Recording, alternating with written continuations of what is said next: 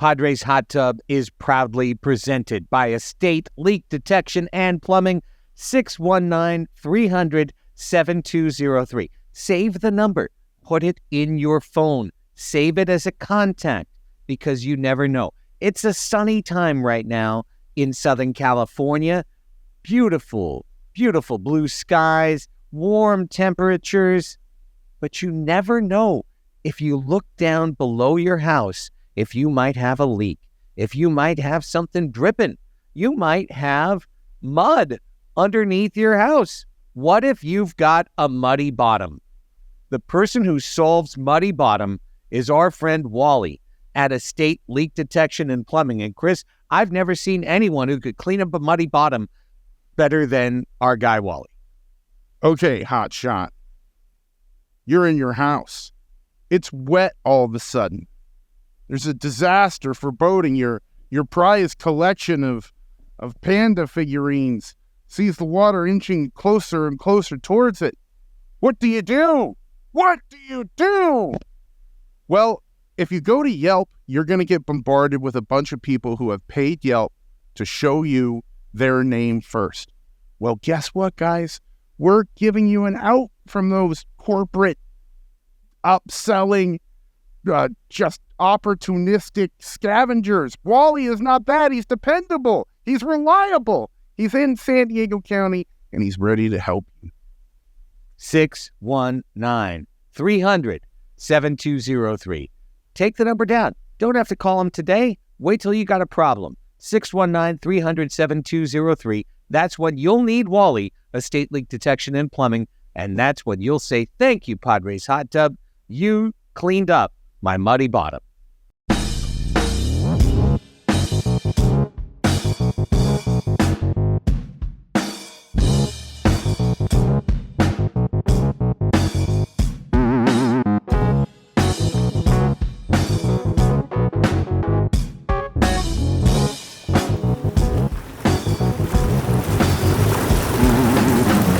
Welcome to the Padres Hot Tub, everybody. I'm Craig Elsten with Chris Reed, with Raphie Cantor. We are here together. It is Monday, August 28th, 2023. The Padres, they're so dead that now they're going to start winning. They're so dead and gone that now that we want them to lose, they're going to start winning. Looks like they're going to pull out. They pulled out Game 1 in St. Louis, 4-1. Right when we had an argument for them to lose out. Gentlemen, welcome to the show. How are you? It's a privilege to be here, Craig. I am fantastic. It's day hundreds of the writer's strike. It's day of the TV actors strike. We're in it.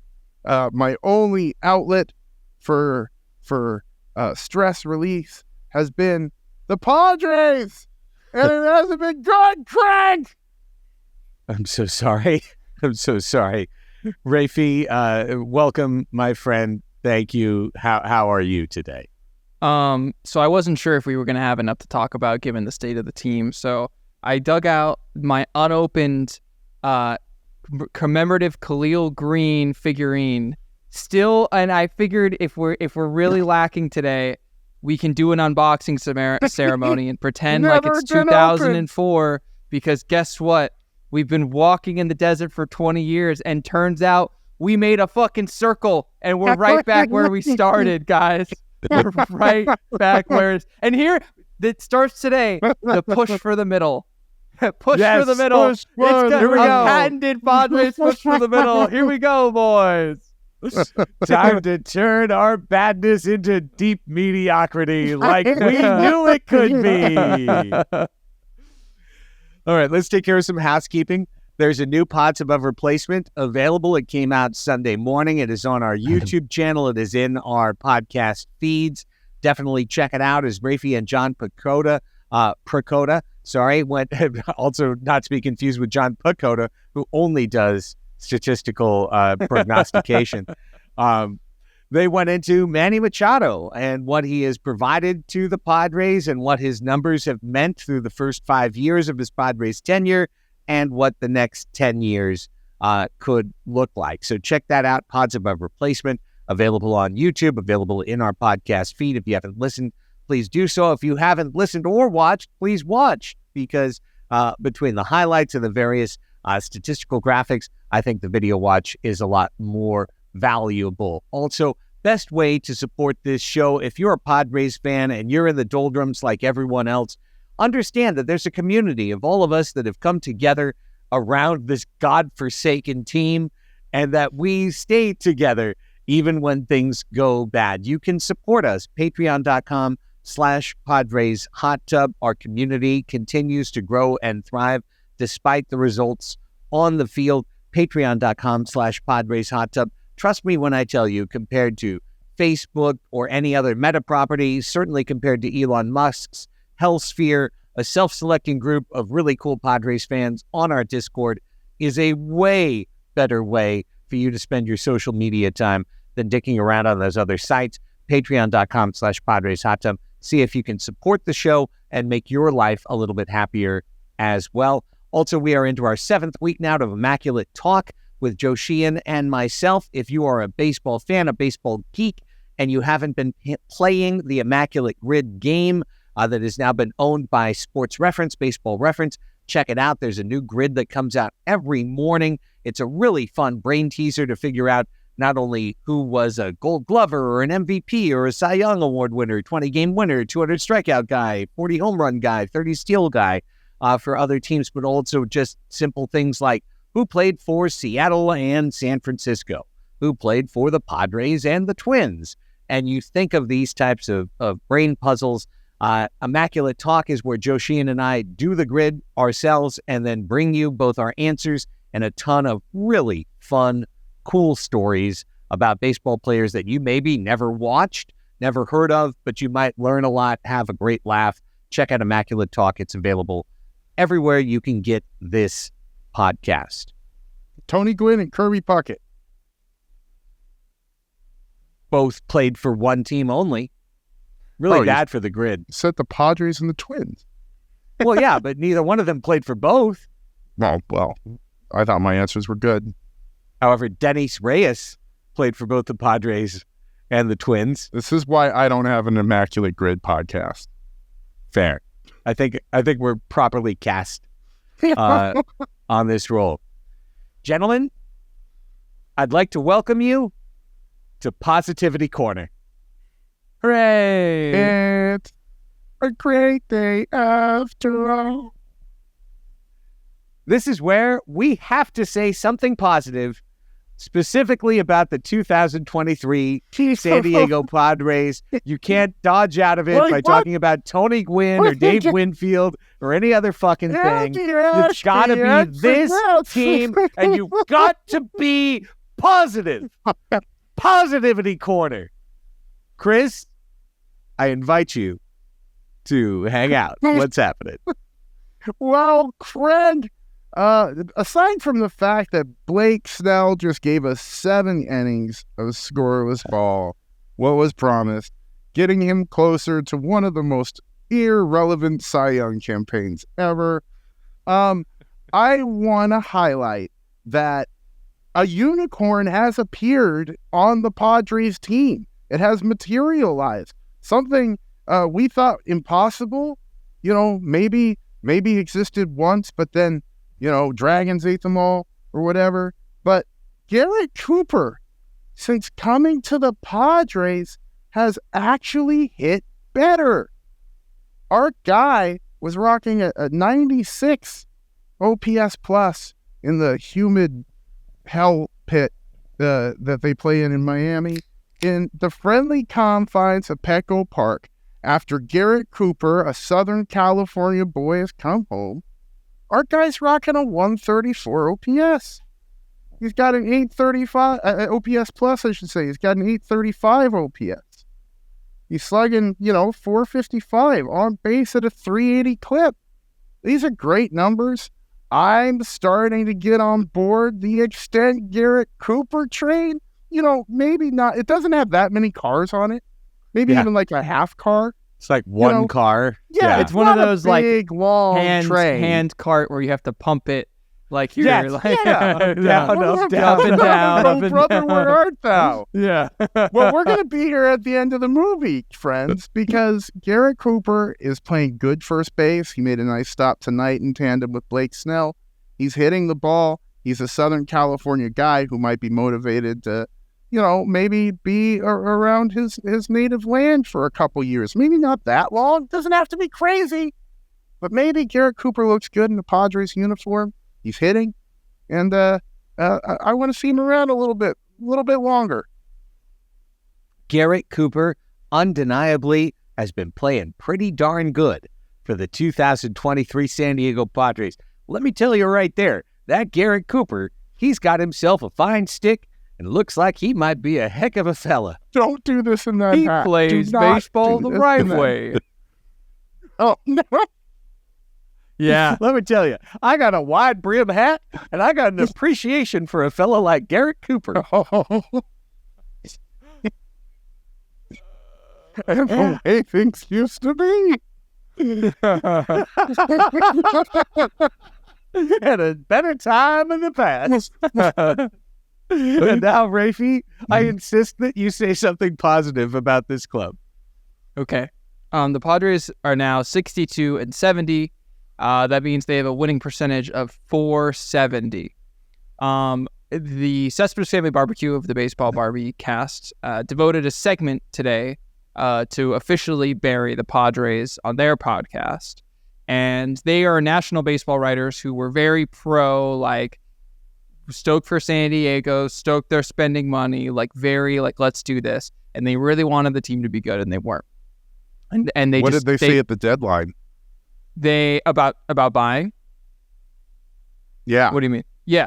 They were like, they were fine. They were like, we think that the Padres are going to turn it around, basically. So, they said today, and I quote them, they say they are a team that is somehow good at baseball, but not good at winning baseball games, which I find to be a perfect encapsulation.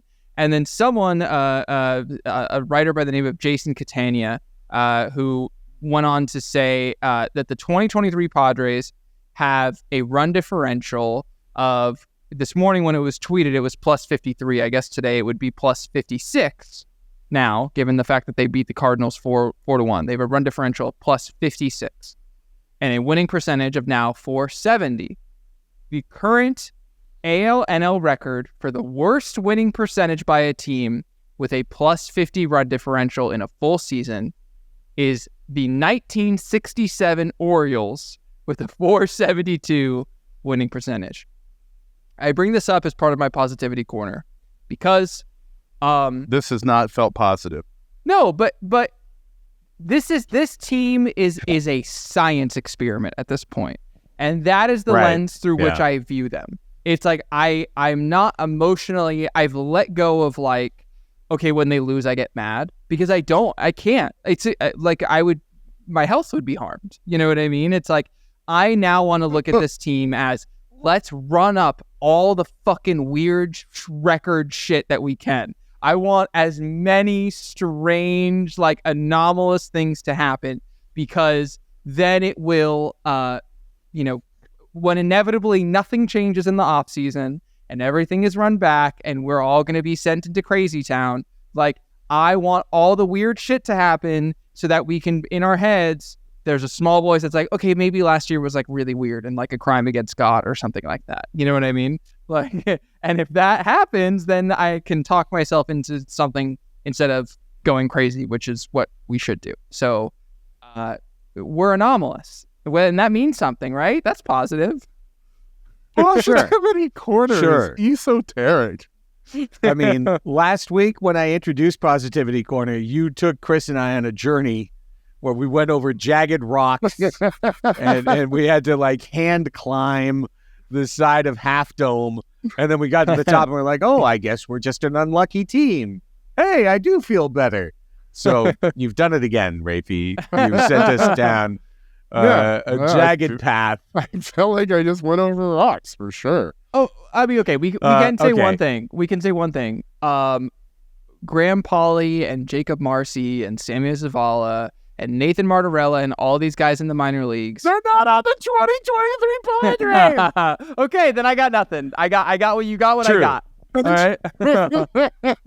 None of them have been in my kitchen, and none of them have been a 2023 San Diego Padres. Okay, for me, and I'm not going to go as far afield, hopefully, but we have talked for 6 weeks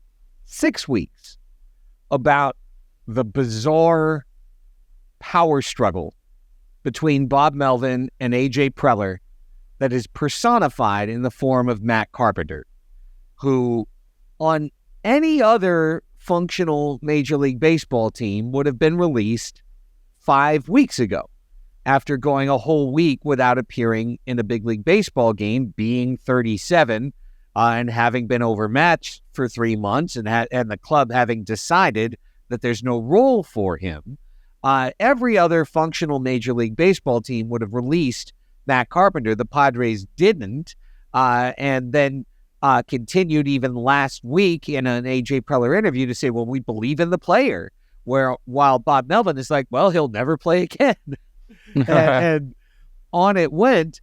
And then last week, in a day-night doubleheader situation, Matt Carpenter got to start, and he reached base twice and had an RBI single.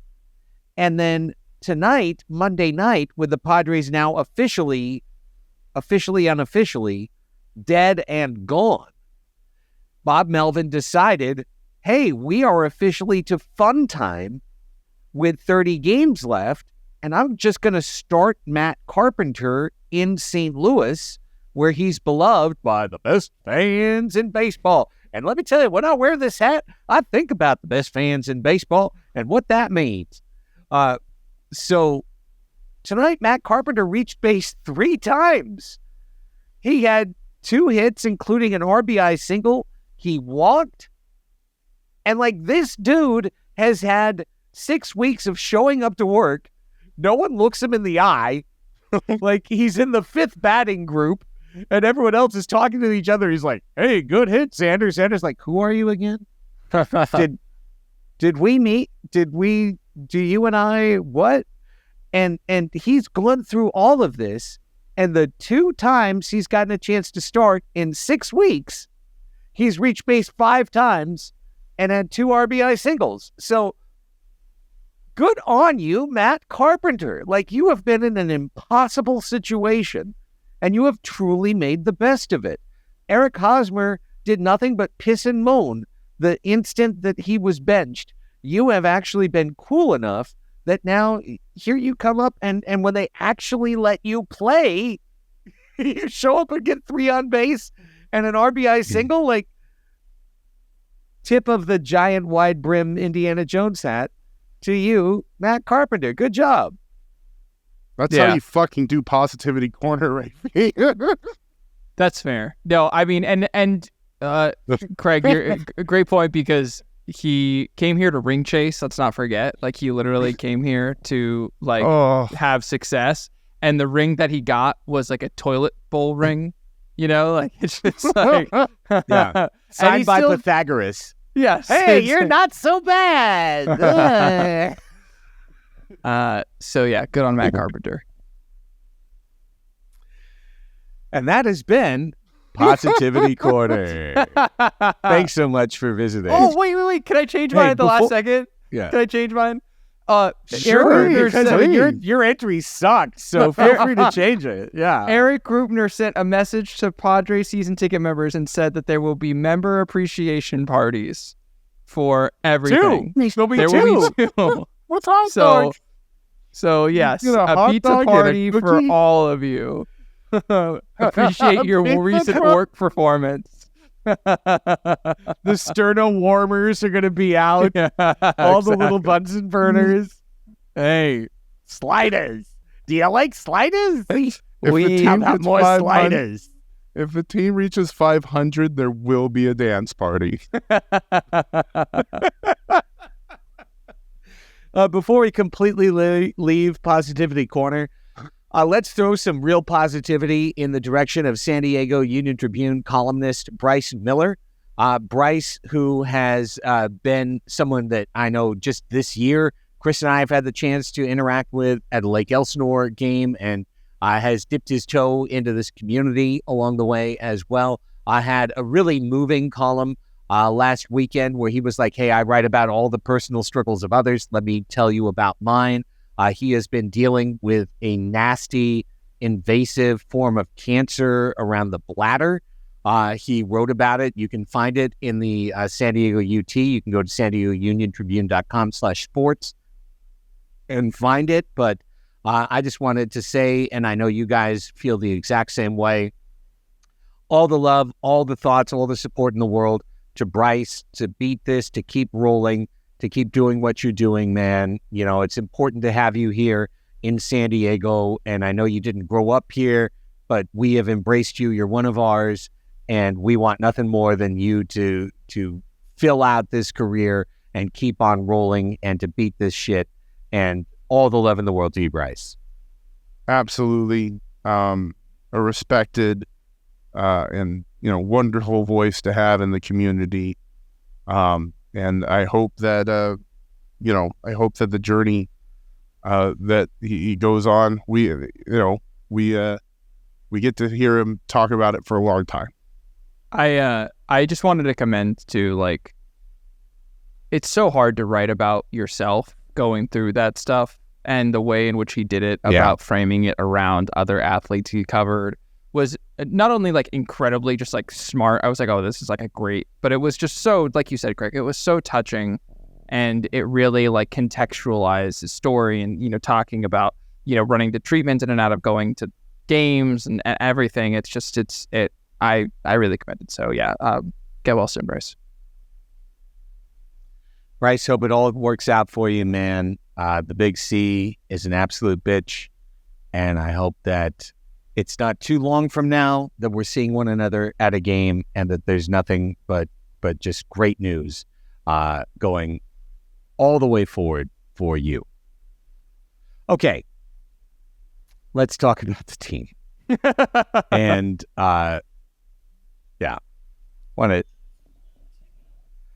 want to welcome in the Smiths, because Jesus. We've done this every year when it's over. I know it's so still I sway. I don't know where else I can go.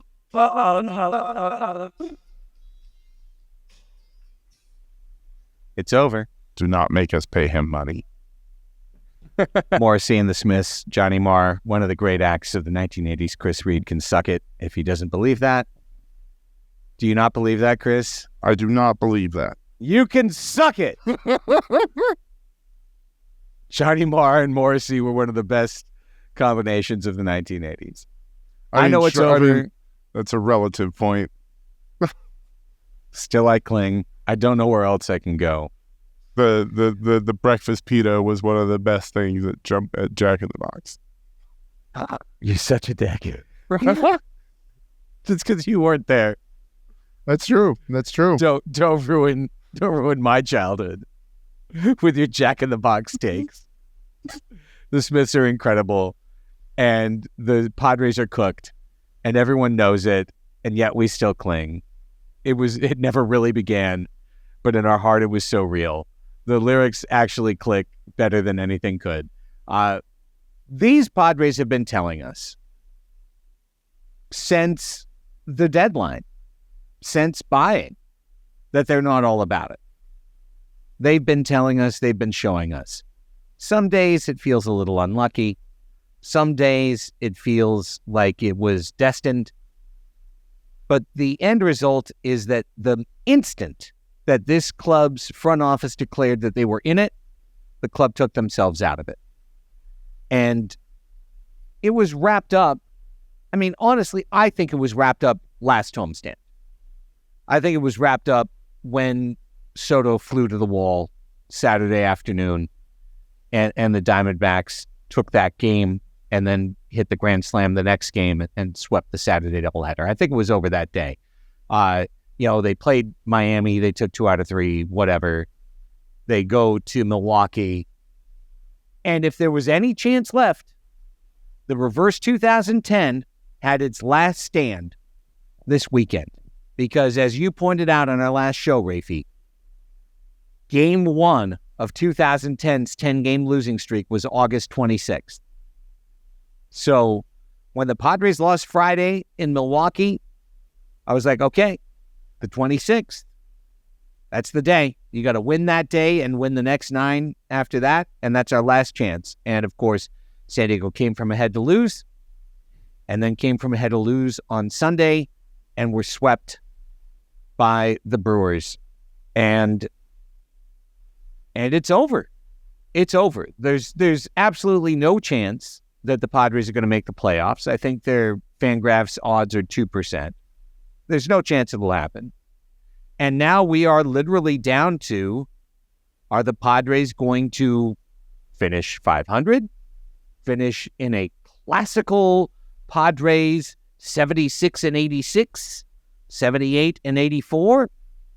Or are they going to actually finish with like a completely shitty record?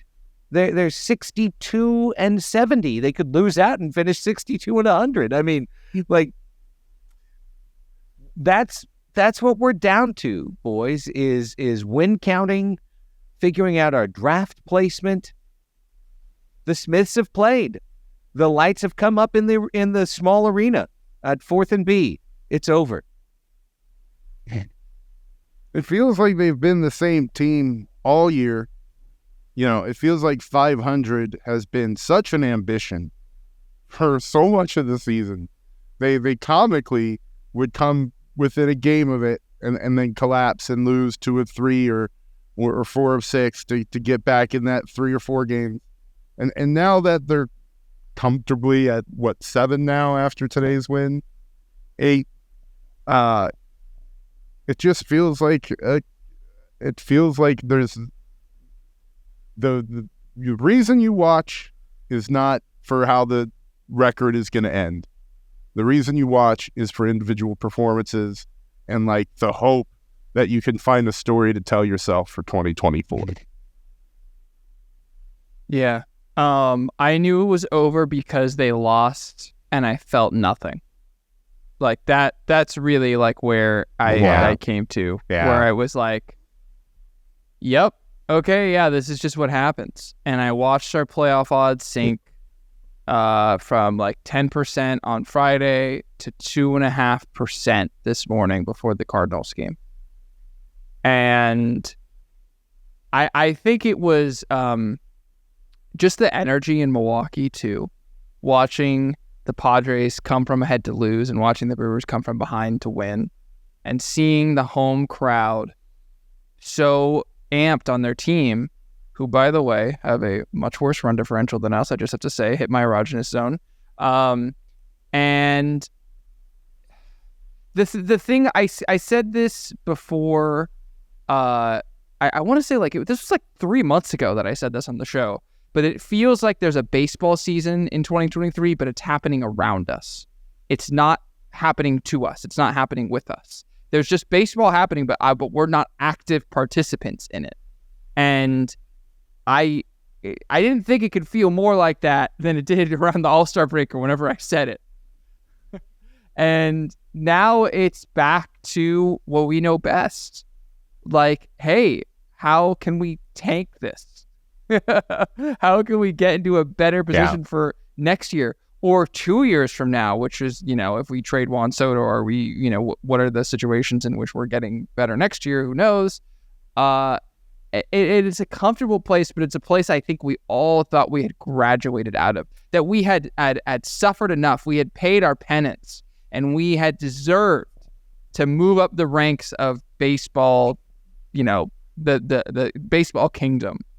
And turns out we're not on that lower tier anymore. We traded with one of the lower tier. We traded with the Nationals to get out of it. Right. Yeah.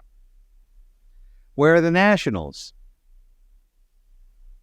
It took them an entire season of games, 160 games, to be the same as us. A season of games later, there they are with the same record. And with our guys still to come.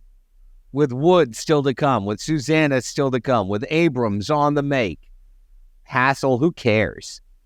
Like, obviously they're going to win that trade. We knew that. We knew that from day one. We knew that the Nationals would win that trade. And I don't know about the only way that. that it would go the other direction. Well, the only way it would go the other direction, Raphie, would you agree with this, is if the Padres capitalized on Soto's time in San Diego, made it to the World Series, won a World Series, or extended Juan Soto and kept him in a Padres uniform. To get 2.5 years of not doing anything, and then they get all those guys, they win, right? It takes Soto doing something here in San Diego for us to win the trade. Well, I just want I think signing, just real quick, and then I'll hop out, Raphie. I think, and always have maintained, that extending Soto was part of their calculus for that trade and why the price was so heavy. Yes. I mean, it was a 2.5 year exclusive negotiating window with the most exciting player in baseball. And I just want to point out that at the time, there were lots of articles that were written about how typically when a team is selling a superstar, that they lose that trade. That the team that sells the superstar tends to lose that trade from a pure production standpoint. So I don't think it was written. I don't think it was something that was set in stone that we were always going to lose trade. Even if we failed to extend Juan Soto, it was predicated on this idea that Juan Soto for 2.5 seasons would be amazing. And he's been very good, but not amazing. And it's also predicated on the idea that Fernando Tatis Jr. and Manny Machado, and we didn't even know it at the time, but that Xander Bogaerts would be, at least 40% versions of themselves, like a 40th percentile outcomes, and they're all hitting 30th percentile outcomes or worse. And that's where the organizational questions begin. How is this possible? The weekend was defined by big innings, bedeviling the club. Yu Darvish was sunk by a big inning when he had been given a lead. Pedro Avila, same thing, got through 4 shutout innings. Shockingly, the 5th, little bit of a bridge too far for Pedro Avila, like potentially something you could have anticipated. And of course, Sunday, even worse. Up big, wobbles and hangs in, and then the bullpen just completely explodes. If you haven't been checking this out on our YouTube channel, and of course, all of these Padres Hot Tub shows are available as YouTube videos as well, but Chris has been doing just some great work, doing his read caps, doing some both humorous and very insightful and enlightening video recaps of Padres games. Chris, I give you a ton of credit for doing the work that I am frankly unwilling to do, to get those videos together and to put the editing work together. They have been a shit ton of fun for me to watch, and yet it's so hard to cover this team right now and to work on this stuff because we have spent months talking about the promise of a club that we're going to see in the end never even came within 100 yards on a football field of fulfilling their promise. Dude, I just 2 nights ago bought Brandy Carlisle at the Hollywood Bowl tickets because it's in the middle of October. I didn't want to, have a night taken away when I knew I'd be watching the Padres. Don't have to worry about that now. I do think that it is important to find the joy in everything. And I find a ton of joy in Padres Hot Tub and getting to talk about the club. And the videos are a way to just kind of show little tiny moments, or, the ending of this last one I did was the bottom half of the 6th, the top half of the 7th, where the Brewers came back and the Padres didn't, and you watch them lose an opportunity in a game, and they've just happened all year. So if you can't laugh about it, if you can't dive deep into it, then, I'm doing the wrong thing. So it's been a lot of fun. I hope people do enjoy them. And, I'll keep them coming. Raphie, on Saturday, Jake Cronenworth had his wrist broken by a hit by pitch. And Crone is out for the year. Bending back to positivity corner, Garrett Cooper has taken over as the first baseman, and in a short sample has already hit better than Jake Cronenworth has hit all year, and reminds us in a split second how replaceable Jake Cronenworth is as a first baseman, how he's honestly not even needed on this team, how the team could be much better without him. And that's not a rip on Cronenworth, it's a rip on first base Cronenworth. Specifically, the Padres can be completely fine with Kim and Bogarts and Machado and Cooper and not having Cronenworth anywhere. They can play better than they have all year with a guy that's pushing 230 and 10 homers and 40 runs batted in. And at the same time, it's another guy out. Choi's out. Cronenworth's out. This club's versatility continues to dwindle and dwindle for the final 30 games. It's addition by subtraction in some ways. In terms of Cooper at first base, it goes to show you that when you unclog a clogged infield, you potentially find a solution. And I completely agree with you, Craig. This is not at all a critique on Jake Cronenworth. Wasn't his choice. I think if he had a say in the matter to move to first base, he would have probably liked to have stuck at second base, where he was a two-time All-Star and was a very productive player. We thought we were maybe also getting a little addition by subtraction by starting Pedro Avila in place of Rich Hill. And Pedro Avila had a really potent dose of regression served to him on Saturday. And it felt like we really saw kind of why there was maybe some, a lot of people are initially like, oh, Pedro Avila, he's got to come in. Like, it's just like, he's still a guy who's finding his feet as a major league pitcher. And I look forward to him in the coming weeks getting a lot more playing time, because if Pedro Avila all of a sudden is a viable back-end starter for us in 2024, that's massive for the club. And the Padres, and we're going to talk later on about like what we want from the end of the year, and that's certainly on my list of getting this guy as many reps as possible. Not only does he have a great story, but you can see the little glimpses, like him against the Dodgers and him against the D-backs, of like, okay, somewhere in here there is a really solid major league pitcher. We just got to find him. So, sorry, this is a very this team's kind of making me lose my marbles a little bit, but we got there. Dude, we got there if eventually. like you say, pre-arb, a guy who can go down and come up, like that would be nice. And if the Padres were playing each game like it was a playoff game, Pedro Avila wouldn't have had to go through the order again. And maybe that's not on him, but they're not. They're just seeing what he is, and we saw. No, I agree with that. I mean, Avila made it through 4 shutout innings. He gave up 5 runs in a 5th inning, where some of those runners were inherited runners that came around. But in his time in the game, he had 11 ground ball outs, which was his season high for the year. And I'm legitimately more excited about an idea of a September where Pedro Avila is starting and trying to get pushed from the 5th to the 6th, or maybe showing you a set boundary, right? Like 2 times through the order, this guy's cool, and then he's a Pez dispenser, and boop, the head pops up, and that's it.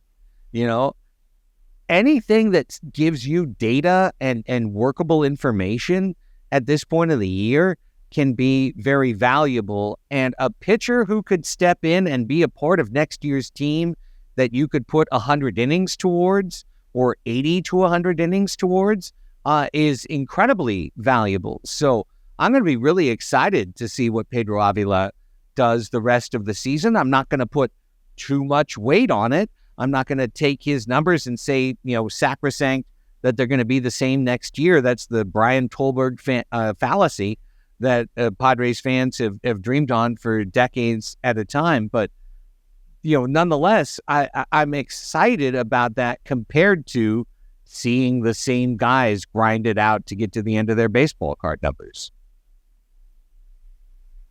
For me, the year is becoming more and more about that, right, guys? Like the September call-ups are right around the corner. We have used the M1A1 Abrams tanking scenario. We've talked about that a couple times so far. I'm not rooting for the team to lose games. I want to see them win every time I watch them. But I am excited by seeing some younger guys come up and contribute and get a look at them, show what they do outside the banana ball in El Paso. That's not a real place where you get to see what guys are. So, Jay Groom, do we want to see if Jay Groom doesn't get shelled? Can we talk about hashtag playing for 2024 at this point? Sure. Let's I talk think about so. hashtag. Let me just add, Darvish today was put on the 15-day DL. So probably Darvish is done for the year. Musgrove is done for the year. What would you like to see for playing for 2024, Raphie? Well, and then I'll just say, I said this off mic to you guys, but the Darvish IL stint, I see that as, could he be hurt? Yes, but that's probably shadow IL. This guy's 36. We only have so many, matches left in the box to burn. No use doing it on a season that is getting increasingly meaningless. So David J. from Mad Friars, who we had on the show a few weeks back to talk about the trade deadline, he had a tweet that I saw right before we hopped on that said that Campusano should be starting 4 days a week, hashtag playing for 2024. And I was like, okay, let's talk about what it looks like what I want to see. So the Campy boost is a big one, of course. It does two things. And I'm getting completely cynical at this point. This is fuck everyone's feelings, fuck everything. It's just completely cynical. It does two things. It gets Campy the development time that he needs, and it also depresses Gary Sanchez's value.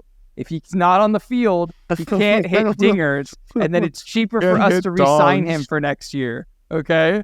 I'm dead serious about this. We have to get Machiavellian as shit right now. Okay? Jay Groom, you invoked his name. John Percoda brought this up to me before we started recording Pods Above Replacement on Saturday. This is Jay Groom's last option year. No more options. So he either needs to come up next year or he's going to get DFA'd. And so why not just bring him up? What are we losing at this point? Guys. Sure. The numbers are, when I say that Jay Groom is walking a lot of guys, you might think Blake Snell, he's walking a lot. He's walking almost 7 guys per 9 innings. Okay? 6.69 walks per 9. So he has an 8 You want ERA. us to watch this at Petco Park? Yes, because Hold on. Theory, he was are the never plates smaller a huge in El walker Paso? in his career until he got to El Paso. So it's the elevation that's fucking with him. Have him come and play at sea level for a little bit, see how it goes. Literally, what do we have to lose? Save some innings off of our guys. It's okay. Other thing. Bring up Matt Waldron again. I don't know if he's on the team or not, but have Matt Waldron come. 100% knuckleballs. He throws nothing but knuckleballs. I don't care. I'm with you. I need him to get super comfortable with that pitch at the major league level so that he can start throwing it 50 to 60% of the time come next year, and then use him as an opener 3 days a week, as he always said he could be done. He's I could throw 2 innings and then, and compete often. And then some other quick hits. Kevin Kopps, if you remember, he was the reliever from Arkansas that we drafted. Right? Arkansas, yeah. Silver Spikes, whatever. Yes, exactly. He had a 2.63 ERA in San Antonio this year in 54 innings. He's playing in El Paso right now. Literally, why? It does nothing. Just bring him up. Who cares? Bring up Kevin Kopps. Bring him up. And bring up Eggy Rosario. I don't care what his stats are in El Paso. Have him rehab at the major league level. Get him comfortable with the guys. We already talked about Pedro Avila. And here's the last one. And this is the most important one to me. If none of the other ones happen, I don't care. This is the most important one. Ha-Sung Kim to shortstop, Xander to second base. If they really want to make us believe that they're putting aside their egos and playing for each other, start it now when it's fucking meaningless. And then you can get games under your belt and then come in March next year and you'll be good. So that's my list.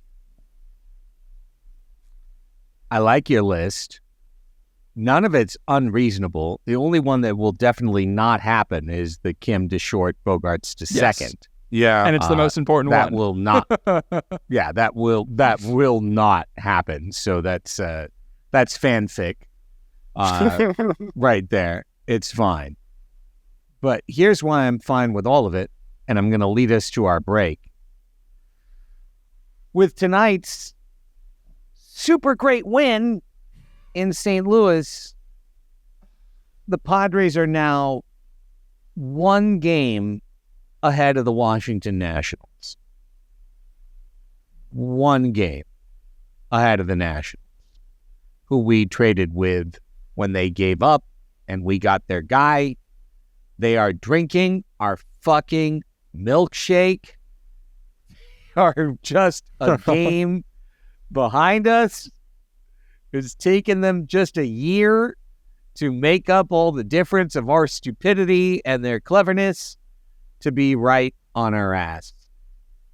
But is there a legitimate, logical, reasonable, supportable scenario by which we would not only not get super sad to know that the Nationals were catching or passing us, but that we would actually root for it?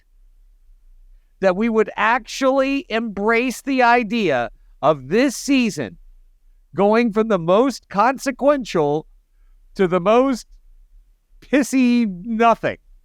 Welcome to the Major League Baseball collective bargaining agreement. That argument comes to our patrons immediately and to the rest of you right after this. All right. Something was brought to my attention today that potentially reshaped my thinking for the remainder of the Padres 2023 season. Oh. This team has been in go-for-it mode since the trade deadline last year, and full go-for-it mode throughout the offseason to spring training, and even to a disappointing trade deadline. The team decided to go for it, sell only or buy only on the margin, and as long as Suero, Wolf, and someone else wind up not being horribly great, Padres will survive the 2023 trade deadline without having ruined their franchise. But at the trade deadline, and when we brought on a man whose name we've already invoked, David J. from Mad Friars, he reminded us of a provision of the collective bargaining agreement that I think we all either didn't know or had forgotten, which was that when you got past the second apron of luxury tax thresholds, that at that point, your draft pick would be pushed back 10 slots. So wherever you landed, if you were going to pick 11th, you'd pick 21st. And if you were going to pick 28th, you'd pick 38th. Yeah, and so so that on mediocre and so forth. 500 season that gets you the 17th pick now is the 27th. Exactly. Right. You're going to pick 15th, middle of the pack? Nope, 25th. You're going to pick at the back of the pack. Combined with the fact that you are not allowed to sign a player who received a qualifying offer in free agency without surrendering like $1 million of your minor league Dominican International bonus pool. Thank you, international bonus money. All of it added up to, well, the Padres are pretty much dicked on this side of the ledger because they've gone for it. And we just accepted that. Like, okay, they're dicked because they went for it. But gentlemen, What's happened since then? today it was brought to my attention that very much like an NBA team, like the Dallas Mavericks with a top 10 protected pick, and you better finish 10th Exactly. In order to keep your pick. The luxury tax apron 10 draft pick drop penalty does not apply to the first 6 picks The worst in 6. the draft. It is a top 6 protected situation. And the Padres are, I believe, 3 games out of a top 6, bottom 6 pick Just in for Major clarity, League Baseball. it's the 6 worst teams. And then the draft lottery goes into play. And the 6 worst teams are eligible for the first pick, whereas nobody else is. And that is established after this has already happened. So if the Padres are just one of the 6 worst teams in Major League Baseball with their $275 million payroll, they are not subject to the competitive balance taxes penalties for going over that $270 million number. In order to get to bottom 6 in all of baseball, the 470 winning percentage Padres have to get under 450. So what that means is they really have to get under the Pirates. The Pirates are at 447. They swept us. They have the tiebreaker on us. So we could be tied with the Pirates and win-lose in that scenario. So we're 3 games out, guys. We're 3 games away from being able to keep not only our 6th best pick, but have a chance at the number 1 pick in the MLB draft in 2024. The Paul Skeens, Dylan Cruz of it all. If only we can just suck enough in the last 30 games to lose 3 games relative. Think about this. We were talking about trying to pass 5 teams with 6 games of distance. We only need to pass 3 teams with 3 games of distance in order to get to the new promised land of suckitude of the bottom 6. I want anybody in the audience, in our social media, PadresHotTub@gmail.com, at 619sports, at Padres Hot Tub, or either of you two jamokes to tell me why we should not tank it all the last 30 games of the season. Padres fans and Ukrainians, both obsessed with tanks. Dark. Oh, sorry, I cut out and my thing froze. It's such a bummer. I was going to ask what a jamoke is. You. We're jamokes, Raphie. We're jamokes. If you don't know, it's you. If you look around the room and you can't spot the jamoke, you are the You're jamoke. You're the jamoke. I have no Yes. argument for you, Craig. That is absolutely what the Padres should be doing. And in fact, I didn't know about this until you guys told me before recording that this new thing in the CBA exists, that this doesn't apply to any sort of like competitive balance tax penalty. And I am very informed, Raphie. Yes, Yes. it's true. a top pick is so effing valuable. A top pick is so insanely valuable to the future of an organization. Like, they absolutely should do it, especially because if they come in 7th place, then they go down to what, 17th place? Am I understanding that 17? correctly? Yep, 17. Correct. Yes. You could finish 6th, which has a chance for 1st, or you could finish 1 percentage point lower, and it's no better than 17th.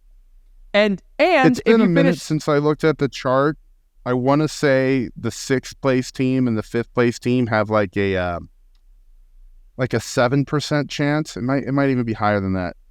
I think they have like a 7% chance, and the 1st place team has a much higher percent chance. I'll find it. That's a lot better than 17th place, yeah, which is 0% chance. I mean, look, is it embarrassing? Of course it's embarrassing.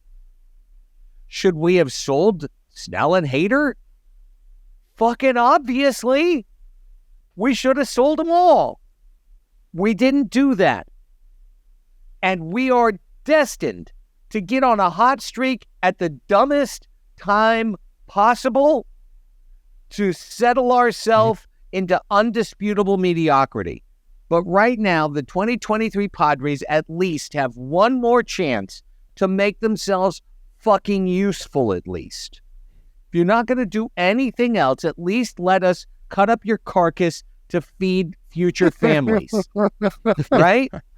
And at the very least, the least they can do for us is be even shittier than they've been for the last 30 games. Go 10-20. That's all it's going to take. Go 10-20, and you will be fine as a top 6, potentially number 1 pick in the draft. I cannot see anything beyond a tank scenario. Or what?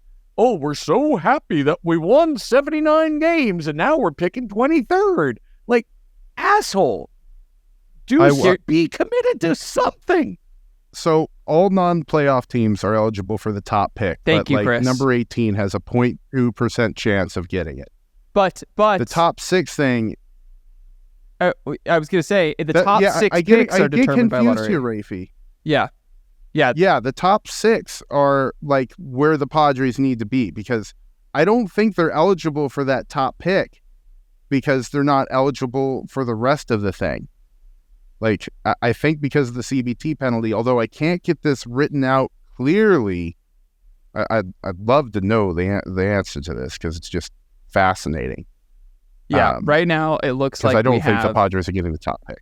If the Padres finish where they were today, they have 1.8% odds at the number 1 pick, and that slowly climbs up to 3.9% odds for the number 6 pick, because basically to finish at the top 6, you know, the choices are determined. Yes. Yeah. So. Yeah. Okay, I have one question, Raphie. Yes. Can we finish in the top 6 by win percentage and then lottery our way out of the top 6 and then get dropped 7 places? Yes. No. Or 10 places, pardon me? Okay, Chris, we're going to have to talk this out. It's the 6 worst finishers. Okay. Because how they finish isn't reliant on draft order for the for the 10 spot thing. If they're one of the 6 worst teams. But if someone steps in, let's just say the 18th team gets the 0.2% and they jump up to number 1. Guys, wouldn't that kick us to 7 and then kick us to 17? The lottery is only the first 6 picks. So it's those 6 worst teams are in the lottery. And then it goes to just by how much you suck. Wait, hang on. I'm reading from an article from MLB.com that was about last year's draft lottery. It said for the first time, the order of the top 6 draft picks will be determined by lottery instead of simply being the reverse order of the previous year's standings. The teams with the 3 worst records in 2022, the Nationals, the A's, and the Pirates have the best chance, 16.5% each, to get the number 1 overall pick via lottery, though all 18 non-playoff teams will have the chance to land it. The other teams will have declining percentages in reverse order of their records, down to 0.23% for the non-playoff club with the highest winning percentage. I'm reading the exact same thing, Raphie, and the confusion is the Padres, because they're over that threshold, have the move down penalty. Like they're in the red for that. They are qualified. Right. But that doesn't apply if you're in the top 6. Right. So if you fumble out, but what I'm seeing, Chris, is a perfect Clippers scenario, because that's who we are, and that's who we've been. So the perfect Clippers scenario was for us to finish with the 5th worst record in the league and have 2 teams leapfrog, and us to kick down to 7, and then 7 becomes 17. But no, that's not how it works. And what the confusion is here is, like, say the Padres finish 10th. Under this chart, they would have a 1.8 chance at getting the top pick. But I know they don't, because they are under that CBT penalty. And we're not going to resolve this, is my point. It's a little too intricate into baseball CBT. Well, someone out there listening knows the answer.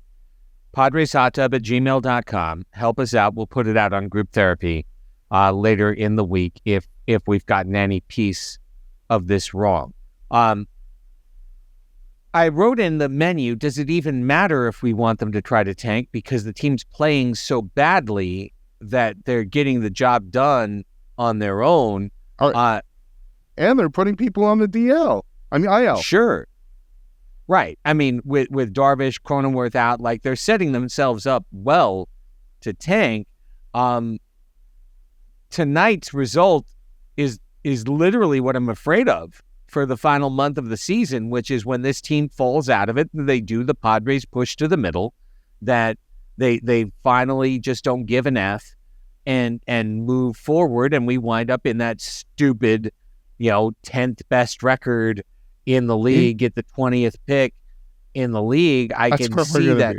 Yeah, I know that's what's going to happen. I already know it. I already know it because this season sucks. And so why would we ever get something nice at the end of it? No, we get a nice little pile of poop in the carpet when we get home from a good day out at Which the is park. why I can't root for them to lose, even though I like the scenario.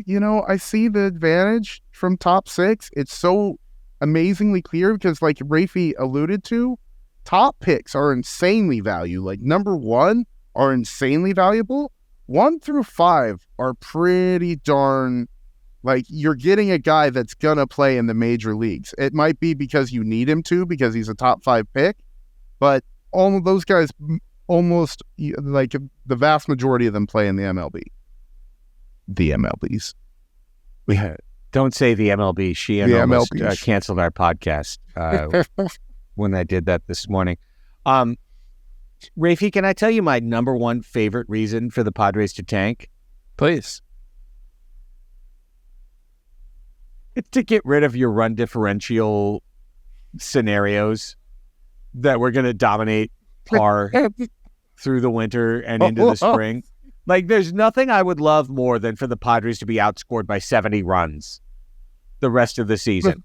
Just to don't point at that positive run differential and tell me that's why my season tickets went up and why I'm fine with being given the exact same meal menu for next year, and I'm supposed to think that it's fucking delicious. It's Bobby Cressy's wedding chicken. Like, exactly, rubber chicken. Like, give me a solid -75 the rest of the year with the tank possibilities, and that way it eliminates this bullshit argument, which is built on like 15 games that the Padres won by 6 runs or more.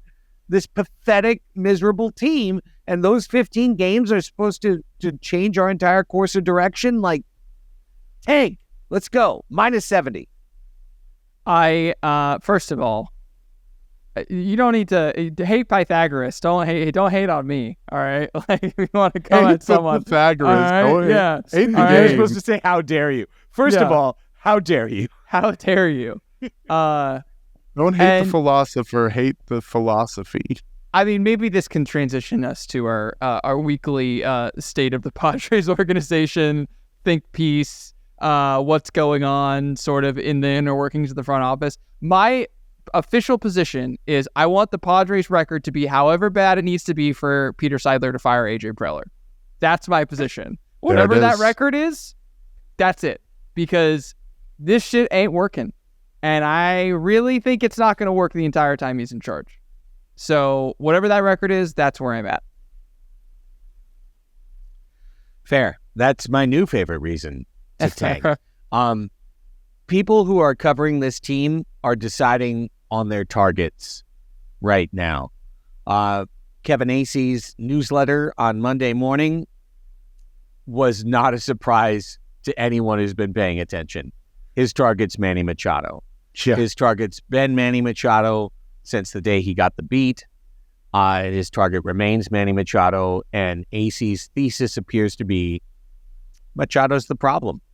That his personality is not conducive or equal to that of a leader of a winning team, and that his bullshit is sophomoric at best, and that he's just a bad bet, and he's a really bad bet for the organization. And Acey's made that as clear as he can without saying it explicitly. He has said it every way but saying it if you have followed his writing all year.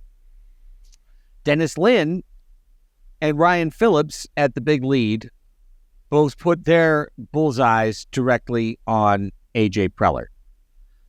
Today in The Athletic, there were a number of, I thought, very direct quotes from Dennis Lin. Let me just put it right here. Since this is from Dennis Lin's article, quoting him directly. Since the start of 2015, only 5 franchises have recorded fewer than 2 seasons of 81-plus wins. In that span, 4 of those organizations, 4 of those 5, have replaced their head of baseball operations at least once. The Padres, who hired Preller in August 2014, are the outlier of the group. Since the start of 2015, 4 teams have employed 4 full-time managers. The New York Mets, in the midst of a season that rivals San Diego's in disappointment, are one of those teams. The LA Angels, currently experiencing a nightmare August, are another. Last week, the Chicago White Sox finally shook things up above the manager's chair, firing Kenny Williams and Rick Hahn after the 2 executives had spent decades with the organization. The Padres, of course, are the 4th team in this group, and now the only one yet to make a change atop their baseball operations department.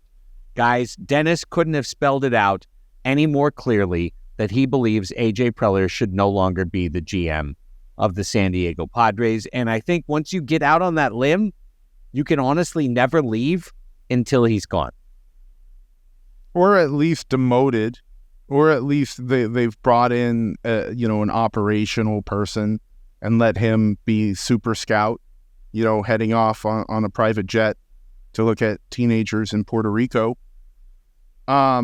Ryan Phillips said something similar, that the organization is doomed until they make changes. And we've heard it all year long, from different voices. And we've seen with our eyes that the team's not prepared on a day-to-day level. I think, as I'm making my targets here, Craig, I'm reminded of the book Dead Wake. It is it's about the Lusitania, the ship that was sunk during World War I, a luxury liner brought down by a German submarine in the middle of, the hottest possible war you can have. This ocean liner was traversing in dangerous waters, and British Admiralty, the people in charge, made the decisions that got this boat sunk. And then immediately after it happened, apportioned the blame to the captain. Didn't even want to blame the other teams, the Germans who sank it. They wanted to blame their captain right away because they had made decisions at every point in turn to protect the wrong thing. They wanted to protect their battleships, these things that they had pumped their country's treasure into, that they had put all their resources into these things, and they wanted to protect them, to make sure that they were okay. And in doing so, they lost sight of the wider picture. And when things went sour, they placed blame on, the easiest figure they could without changing their operation. And this is how World War I went, militarily throughout the whole time. And without people learning from their damn mistakes, that'll be the worst thing that could possibly happen heading into 2024. The Padres need to learn from their mistakes. They need to formulate a championship culture, as Ryan Phillips put it. And tanking gives you a clear way to get AJ busy while you hire somebody to rechange the culture. Let me quote from Ryan Phillips' piece at the big lead, because I think this is really interesting, and I've got a stat to back it up. Rafe, I know, stats, you, peanut butter, jelly. Now quoting from Ryan's piece. The franchise's advanced scouting and analytics issues may have become more glaring in 2023 due to the changes MLB made to its schedule. Teams went from playing 76 games against divisional opponents to 52, and also matched up against all 29 other teams. That meant reduced familiarity with opposing players with fewer chances to face them multiple times and learn their tendencies. In that situation, the team's infrastructure has to prepare the players since they have less on-field experience to rely on. Results suggest the Padres failed to do so. A former Padres employee claimed one major issue is the franchise forces the people it does have to wear too many hats, leading to reduced performance. He claimed that also led to communication issues which tended to hamper continuity. Those last two claims are things we heard from Too Much Morton's about 2 months ago, and we said, be careful, single-sourced. And here's Ryan Phillips putting those same things out there. But the divisional change, Rafe, that fucking fascinated me. Because as part of our preseason predictions and prognostications, one of the reasons that I set my number higher than I did before was specifically because the Padres would play the NL Central more and AL Central more and all of these other supposedly inferior teams more. Raphie, with today's win in St. Louis, the Padres improved to 8-18 against the National League Central Division. 8-18 against the NL Central. Murdered by the Brewers, by the Reds, by the Pirates, by the Cubs, and now the Cardinals are the last team that they are facing within the division. 8-18 against the division you don't play a lot kind of feeds into the Phillips Lind we're underprepared thesis statement, does it not? Well, we're playing the NL Central the same amount we've always played them. It's just that we're substituting divisional games for AL opponents. So it's not, that part of it's less compelling to me. I think what I am in, if we're going to say, okay, we're playing more games against, worse competition. They also lost to the Royals and the Tigers, though. Yes, exactly. We are 22-21 in games against teams that are sub 500. So we are 500, just above 500, against teams that are below 500. And those are the, all of the best teams in baseball. Absolutely destroy those teams and play good enough to hang on against the better teams. And that's the secret to their success. It's not that they're constantly showing up against the craziest opponents.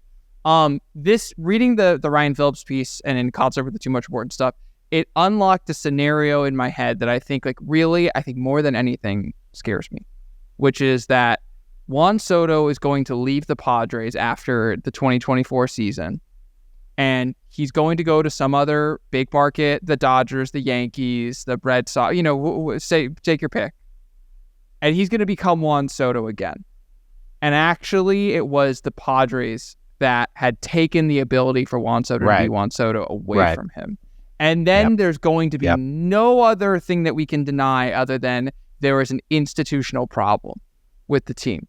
And so, and not only is he going to go to another team, but he's going to have been here and his value had been depressed. So he's going to sign for less money with another team. And then this is going to happen. So this is all wish casting. This is all fear-based. I'll try and steer away from it. But we read a piece in 2021 when the collapse happened that Rosenthal and Lynn wrote about how the culture is not good. It's how many times do we need to read the same article? And I know that, like you said, Craig, if you pick that the Preller is the problem, you can ride that until he's gone. I would disagree that you could ride that until they start consistently winning and making playoff appearances, but they can't fucking do it when he's in charge. So that's why, that's that. Yeah. I think that the arguments have been made, but that's my take on it, Craig. All right, let's wrap up with a simple question. What do you want from now to the end of the season?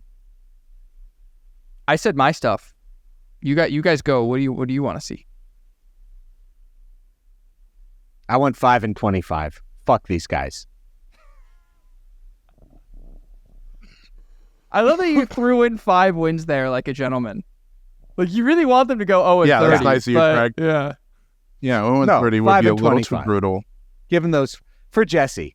For Jesse, for Tony, for Scan, for Mud. Give them those 5 days. I know what I want to see.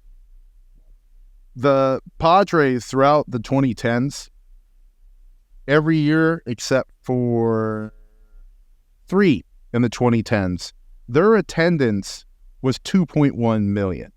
Like rock solid. 2.1 million people showed up to watch Padres games in the 2010s, with the exception of 2019, 2015, and 2016.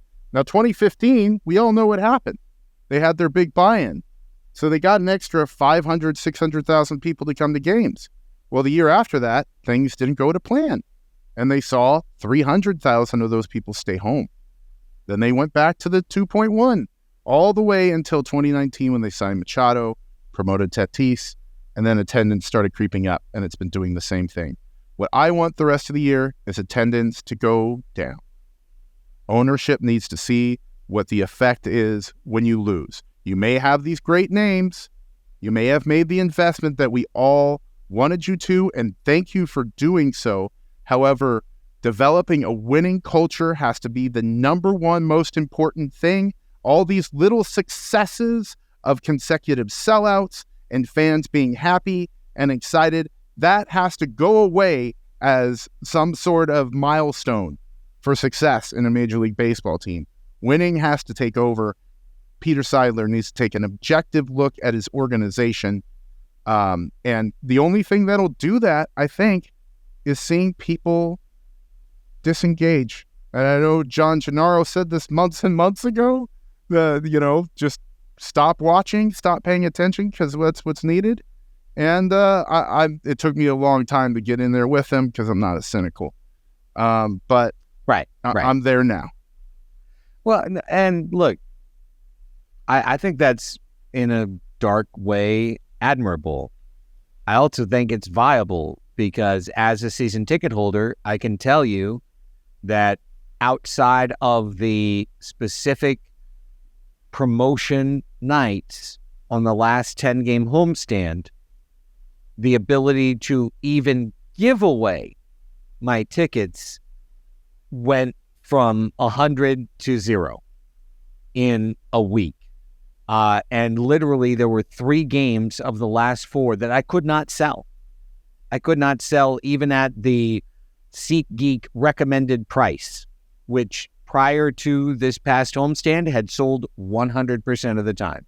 If you at least put it up at their algorithmically selected price, it sold in like 2 hours, if not 2 minutes. And the interest in the Padres is out of here. Just like a blocking the plate challenge in 2023. It is irrevocably decided against us the rest of the way. So I'm kind of with you, Chris. I mean, I think it's a great time, by the way, to be a patron. Patreon.com/Padres Hot Tub. Would you like free tickets to the remainder of the Padres season? See this show and shit? You want to go to like literally every game for free? Join our Patreon community. Not You'll probably literally. get there. Craig is exaggerating. Please not hold us to those terms and conditions of But supporting our almost literally, like at least like 50% of the games you could probably go for free just by signing up right now. Patreon.com/Padres Hot Tub. If you do that and you go to a couple games for free, I insist that you stay for the entire year because you've made that much money, like in value in like a week or two. So stick around with us through 2024. Nonetheless, no, I'm with you, Chris. I think I'm things on are our going ticket that way. marketplace, and 22nd free tickets, 25th free tickets. Yeah, it went from or best offer to like, please God, take my tickets, and still. No. It's like, yeah, no, the beach is right there, bro. Did you see? The weather's been really nice, Craig. Did you see how many golf courses there are in Southern California? I don't have to go to the Padres. So that's where we are. Gentlemen, let's wrap things up. Let everyone know where they can find you and any other ancillary plugs before we roll out. Guys, I actually do have a plug for work I did, Tacoma FD. The episode I did has finally aired almost 2 years later. It is called The Panisi Way. Tacoma FD is developed by Steve Lemmy and Kevin Heffernan of the Broken Lizard comedy troupe, the guys behind Super Troopers, Beer Fest. They are hilarious. I've been fans for a long time. My buddy Marcus Henderson, who you've heard on our Have a Drink podcast, if you are one of our patrons, is one of the stars of that. Me and him got some really fun scenes together. The episode is called The Panisi Way.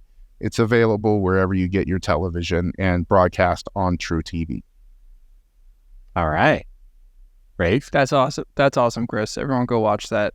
Fuck Elon, fuck Zuckerberg. If you want to talk to me, come to the Padres Hot Tub Discord or slide into our YouTube comments. I will respond to you directly there, and I will sign them -Raphie, so you will know it's me. But otherwise, patreon.com/Padres Hot Tub. We need some positivity in the group. It's a great place to weather the storm. I know that the hype is different, but it's important to remember that the collapse from 2021 was a worse collapse than we're experiencing now. This was a gradual one, yes. But the actual from a playoff odds standpoint, we had 94% playoff odds on like July 23rd, okay, in 2021. And I weathered that storm in the Discord, and it was the only thing that kept me sane. So come hang out with us. I promise you it is worth it. Patreon.com/Padres Hot Tub. You can follow me on Zuckerberg stuff at 619 Sports at Life. I think I do like 3 tweets every 3 weeks on X, Twitter, X, whatever the Don't call whatever it that. The hell. Call it Twitter until they Twitter. Us. Screw you, Elon. At 619 Sports. And the best place is patreon.com/Padres Hot Tub. Immaculate Talk, Crossing Streams. All of these podcasts are good things. We'll be back with group therapy later in the week. Patrons will have a drink, as well as the opportunity to join us live for our shows. If the Padres ever sweep a series again, we'll do another Padres Hot Tub postgame show. The Padres, spoiler alert, are not going to sweep another series the rest of the year unless they need to win 1 out of 3 in order to clinch a top 6 spot, in which case they will definitely sweep. That is for sure. Until then, for Chris Reed and Raphie Cantor, I'm Craig Elsten. Thanks for being with us. This has been Padres Hot Tub. Have a great night.